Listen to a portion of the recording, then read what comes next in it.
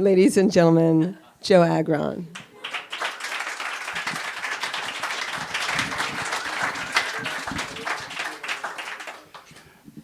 Okay, good evening, ladies and gentlemen. Thank you for coming. 9/11. It's my birthday. It was going to be a great celebration that day. That morning, that gleam in my wife's eye, Sonia, it was precious. She told me that morning, I'm going downtown to a network show. And when you drop Carissa off, my daughter, at school, I want you to come back and tune on to that channel around 9 o'clock. So like a good husband, I did. When I got back, I made some coffee, sat down, put on the TV. Breaking news. A small plane hit one of the Twin Towers. I said out loud, they're back. You see, at that time, I've been a New York City police officer almost 30 years. Many experiences, many things that I've done, from the Bronx, Brooklyn, Queens, Staten Island, everywhere. I grabbed my keys and went straight to get my daughter from school. As I got there, other fathers were going to that school to pick up their daughters. They were all first responders. We looked at each other's eyes. We've known each other for a couple of years. And looked at them, and they looked back at me, and in so many ways, I'll see you downtown. Good luck. As I drove my daughter back home, the radio was blasting. The second plane already hit. Dad, what's going on? What's going on? It's not good, baby. I think terrorists get us again. But I have to say one thing, baby. I have to get a hold of Mom. I'm going to get you home safe, but I got to get Mom.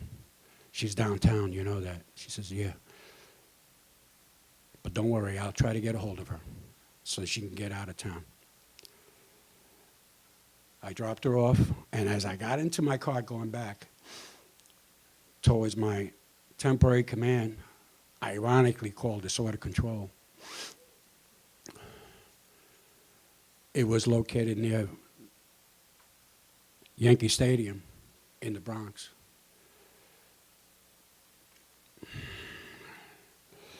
There was nobody on the road. I was on 95. I jumped up on the Bruckner. Nobody.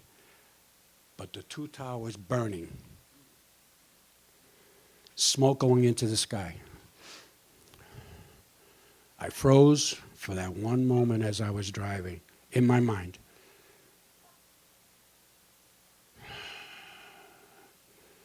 I've always gone to different dangerous situations. I've always met the task and went head on.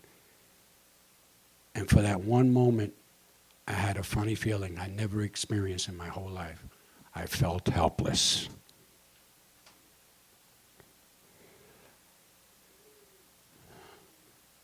I continued on to my job, got debriefed, and was able to call Sonia on the phone.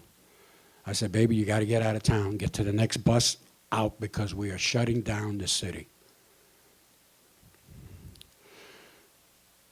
Knowing her as a former first responder, EMS, I was hoping she would listen to me. Because I know she would do the same what I was doing, responding.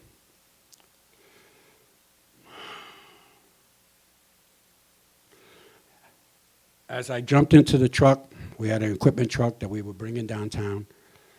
The two towers already came down. There was another police officer with me. We were towing a big tanker with water, driving down the FDR Drive, past the Brooklyn Bridge, and into that dust. That fog, that looking at these people coming out, trying to get away.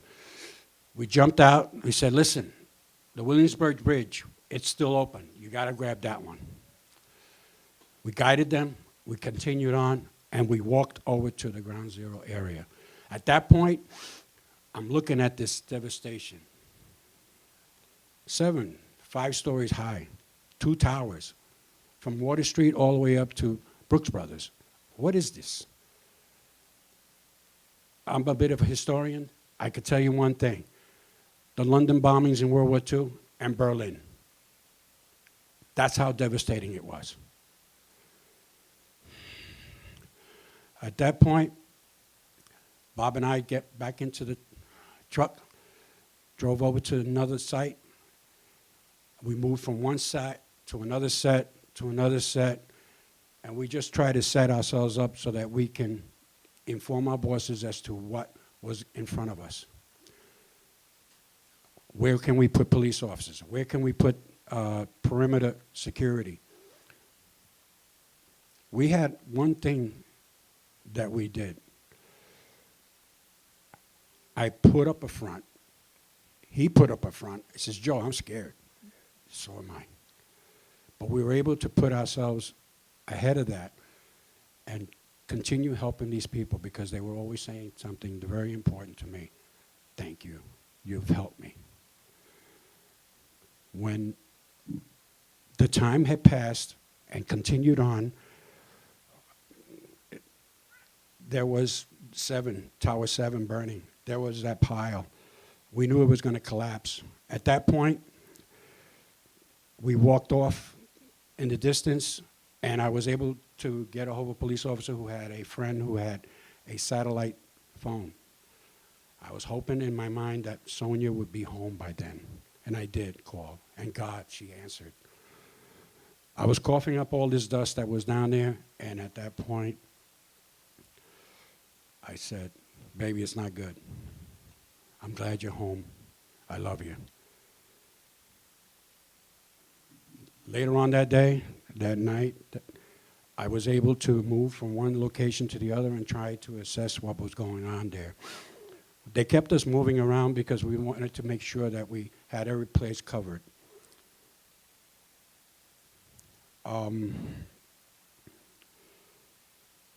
At one point, we were moving some equipment, and I slipped into the debris, and I cut myself. I had a lot of blood flow, and I didn't want to go back, because once you go to the hospital, that's it. They were sending you back.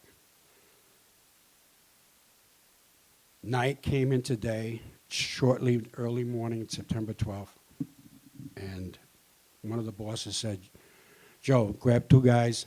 You guys need a break. Take off. We went back to the Bronx. I went home. And as I approached my front door, the jingle in my keys, that just gave the biggest surprise to my wife and my daughter as I walked in the door. Assembled in my living room was friends and family.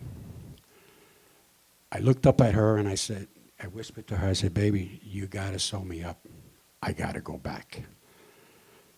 She said, okay, I'll sew you up. You do have to go back. And from the love and appreciation that I got from my wife and my daughter that day and that hug and kiss, they gave me fortitude and pride to go back. Thank you.